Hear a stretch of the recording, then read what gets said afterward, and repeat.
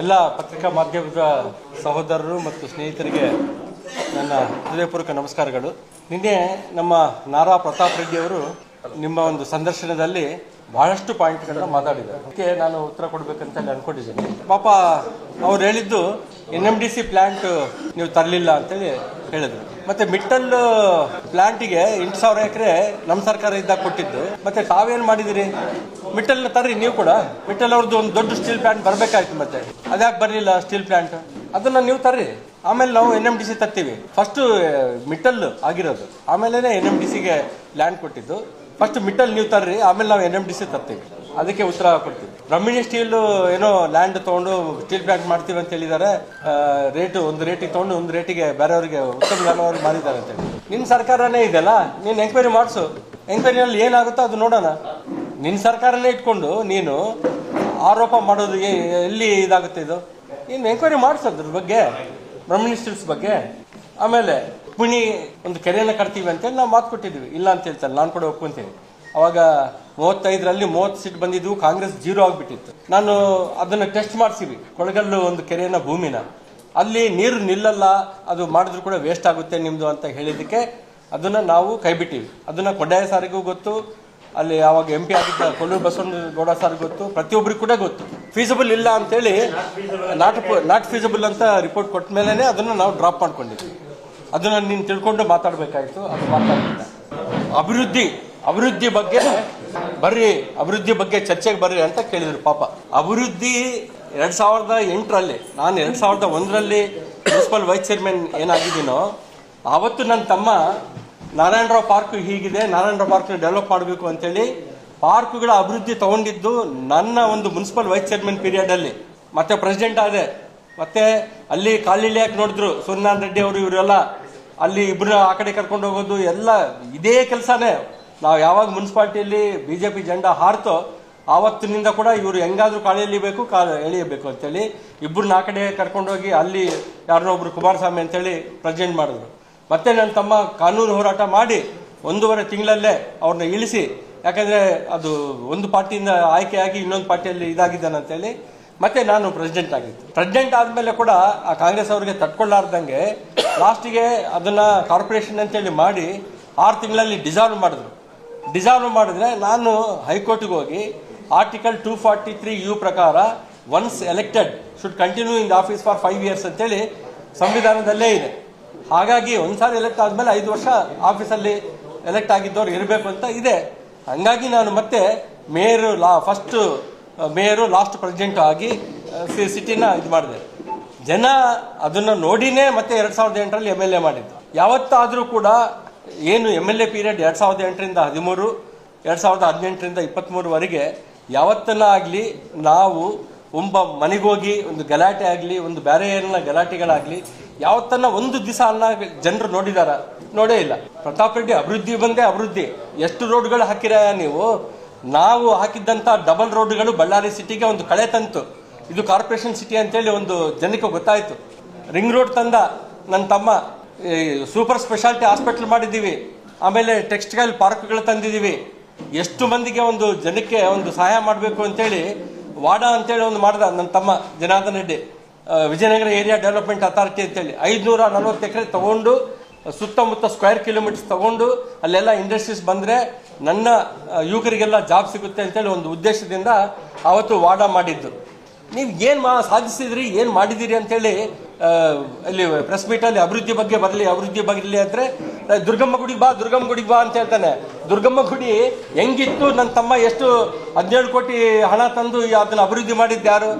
ಪ್ರತಿ ಒಂದು ವಿಷಯದಲ್ಲಿ ಕೂಡ ಅಂಡರ್ ಪಾಸ್ ಬಹಳ ಇರಿಕಟ್ಟಾಗ್ತಾ ಇದೆ ಅಂತೇಳಿ 8.5 ಕೋಟಿ ತಂದು ಅದ್ರ ಬುಡ ಒಂದು ರೈಲ್ವೆ ಡಿಪಾರ್ಟ್ಮೆಂಟ್ಗೆ ನಾವು ಹ್ಯಾಂಡ್ ಓವರ್ ಮಾಡಿಬಿಟ್ಟಿವಿ. ನಮ್ಮ ಪಾಲನಾ ಅಧ್ಯಕ್ಷರಿದ್ದಾಗ ಅದನ್ನ ಕೊಟ್ಬಿಟ್ಟಿವಿ ರೈಲ್ವೆ ಡಿಪಾರ್ಟ್ಮೆಂಟ್ಗೆ, ಇನ್ನೊಂದು ಪಾಸ್ ಆ ಕಡೆ ಮಾಡ್ರಿ ಅಂತೇಳಿ. ಅದ್ಯಾಕೆ ಮಾಡಲಿಲ್ಲ ನೀವು? ಇಷ್ಟು ದಿನ ಆಯ್ತು, 2.5 ವರ್ಷ ಆಯ್ತು.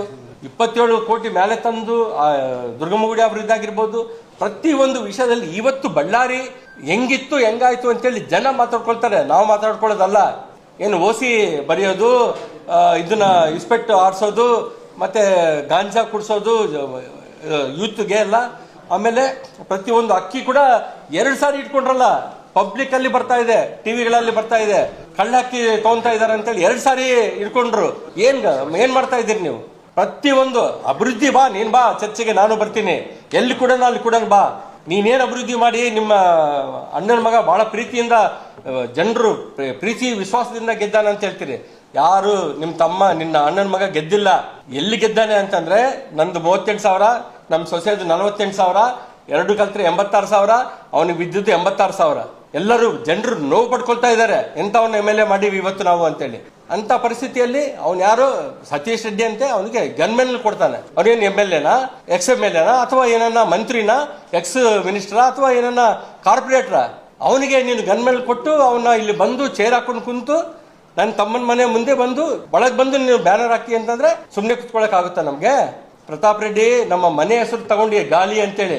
ಗಾಳಿ ಇಲ್ದಂಗೆ ನೀನ್ ಕೂಡ ಬದುಕಲ್ಲ, ಅದು ತಿಳ್ಕೊ. ನೀನು ಗಾಳಿ ಇಳಿಸ್ಬಿಡ್ತೀವಿ ಅಂತ ಹೇಳ್ತೀಯಲ್ಲ, ನೀನು ಮನೆ ಹೆಸರು ತಗೋಬಾರ್ದು. ನಾನ್ ಮನೆ ಹೆಸರು ನಿನ್ ಮನೆ ಹೆಸರು ತಗೊಂಡ್ರೆ ಏನಾಗುತ್ತೆ ನಿನ್ ಪರಿಸ್ಥಿತಿ? ಯಾವತ್ತು ಕೂಡ ಅಭಿವೃದ್ಧಿ ವಿಚಾರದಲ್ಲಿ ಇವತ್ತಿನ ಕೂಡ ಜನ ಮಾತಾಡೋದು ಏನಂದ್ರೆ, ಅವ್ರು ಬಂದ್ಮೇಲೆ ಅಭಿವೃದ್ಧಿ ಆಯ್ತು, ಅವ್ರು ಬಂದ್ಮೇಲೆ ಶಾಂತಿ ಆಯ್ತು, ಬಳ್ಳಾರಿ ಎಷ್ಟೋ ಚೆನ್ನಾಗಿ ಅಭಿವೃದ್ಧಿ ಆಗ್ತಾ ಇತ್ತು ಅಂತೇಳಿ. ನನ್ನ ತಮ್ಮನ ಕನಸು ಏನಿತ್ತು ಅಂತಂದ್ರೆ, ಬಳ್ಳಾರಿನ ಬೆಂಗಳೂರು ಮಾಡ್ಬೇಕಂತ ಇದ್ದ. ಬೆಂಗಳೂರು ಸಿಟಿಗೆ ಈಕ್ವಲ್ ಆಗಿ ನನ್ನ ನಗರ ಕೂಡ ಅಭಿವೃದ್ಧಿ ಆಗ್ಬೇಕು ಅಂತೇಳಿ ಕನ್ಸ್ಕೊಂಡು ನನ್ನ ತಮ್ಮ ಇವತ್ತು ಅಭಿವೃದ್ಧಿ ಮಾಡಿದ್ದು ಬಳ್ಳಾರಿನ. ನಿಮ್ ಕೈಯಲ್ಲಿ CBI ಇದೆ, ನಿಮ್ ಕೈಯಲ್ಲಿ ED ಇದೆ ಅಂತ ಮಾತಾಡ್ತೀಯಲ್ಲ. ನನ್ನ ತಮ್ಮನ್ನ ಒಳಗೆ ಹಾಕಿದಾಗ ನಿಮ್ಮ CBI ಇತ್ತಲ್ಲ, ED ಇದ್ದಿಲ್ಲ ನಿಮ್ದು. ಅನ್ಯಾಯವಾಗಿ ನನ್ನ ತಮ್ಮನ್ನ ಒಳಗಿಟ್ರಲ್ಲ ನೀವು. ಅವಾಗೇನು ಅದಕ್ಕೇನು ಉತ್ತರ ಕೊಡ್ತೀನಿ ನೀನು? ಪ್ರತಿಯೊಂದು ಕೂಡ ಆಲೋಚನೆ ಮಾಡಿಕೊಂಡು ಮಾತಾಡ್ಬೇಕು. ನೀನೇನೋ ದೊಡ್ಡ 2 ಸರ್ಕಲ್ ಅಂದ್ರೆ ಎಲ್ಲ ನನ್ನ ಫಂಡೆ. ರಾಯಲ್ ಸರ್ಕಲ್ ನನ್ನ ಫಂಡೆ. ಶ್ರೀರಾಮುಲು ಸಾರು ಹೆಲ್ತ್ ಮಿನಿಸ್ಟರ್ ಇದ್ದಾಗ ಎಷ್ಟು ಸೂಪರ್ ಸ್ಪೆಷಾಲಿಟಿ ಹಾಸ್ಪಿಟಲ್ ಯಾರು ತಂದ್ರು? ಶ್ರೀರಾಮುಲು ಮಿನಿಸ್ಟರ್ ಇದ್ದಾಗ ತಂದಿಲ್ಲನಾ? ಅದನ್ನ ಅಡಿಗೆಲ್ಲಿ ಹಾಕಿದ್ ಯಾವಾಗ ನಾವು? ಅದನ್ನ ಪೂರ್ತಿ ಮಾಡ್ಲಿಕ್ಕೆ ನಿಮ್ ಕೈಲಿ ಆಗ್ತಾ ಇಲ್ಲ.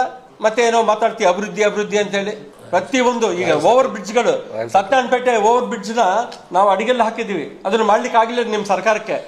ನಾನು ಮತ್ತೆ ನೆಕ್ಸ್ಟ್ MLA ಆದಾಗ 6 ತಿಂಗಳಲ್ಲಿ ನಾನು ಮಾಡಿ, ನಾನು ಜೂನ್ 21 ನನ್ನ ಬರ್ತ್ಡೇ ಆವತ್ತು ನಾನು ನಡ್ಕೊಂಡು ಹೋಗ್ಬೇಕು ಅಂತ ಹೇಳಿದಕ್ಕೆ ಕಾಂಟ್ರಾಕ್ಟರ್ ಫಿನಿಶ್ ಮಾಡ್ದ. ಅದನ್ನ ಕೌಲ್ ಬಜಾರ್ಗೆ ಹೋಗೋ ಒಂದು ಓವರ್ ಬ್ರಿಡ್ಜ್ ಯಾರು ಮಾಡಿದ್ರು?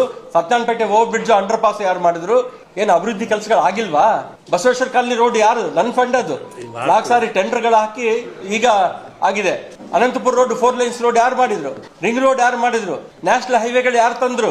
ನ್ಯಾಷನಲ್ ಹೈವೇ NH67 150A ಇವತ್ತು ಯಾರು ತಂದ್ರು? ಶ್ರೀರಾಮುಲು ಅವರು MP ಇದ್ದಾಗ ಅವೆಲ್ಲ ಫಂಡ್ಸ್ ತಂದು ಅಭಿವೃದ್ಧಿ ಮಾಡಿದ್ದು. ಅಭಿವೃದ್ಧಿ ವಿಷಯದಲ್ಲಿ ನೀನ್ ಮಾತಾಡ್ಲಿಕ್ಕೆ ನಿನಗೆ ಹಕ್ಕೇ ಇಲ್ಲ. ನೀವು ಲ್ಯಾಂಡ್ ಗ್ರಾಬರ್ಸ್ ನೀವು. ಅವರು ನಮ್ಮನ್ನ ಮಾತಾಡ್ತೀರಾ ನೀವು ಅಭಿವೃದ್ಧಿ ಅಂತೇಳಿ? ಚೆನ್ನಾಗಿ ಹುಷಾರಾಗಿ ನೆಕ್ಸ್ಟ್ ಮಾತಾಡುವಾಗ ಕರೆಕ್ಟ್ ಆಗಿ ಮಾತಾಡ್ಬೇಕು. ಯಾವತ್ತಾದ್ರೂ ಕೂಡ ಜನರು ಮಾತಾಡೋದು ಕೂಡ ಕೇಳಿಸ್ಕೊ. ಅಟ್ಲೀಸ್ಟ್ ಜನರು ಇವತ್ತು ನೋವು ಬೀಳ್ತಾ ಇದ್ದಾರೆ.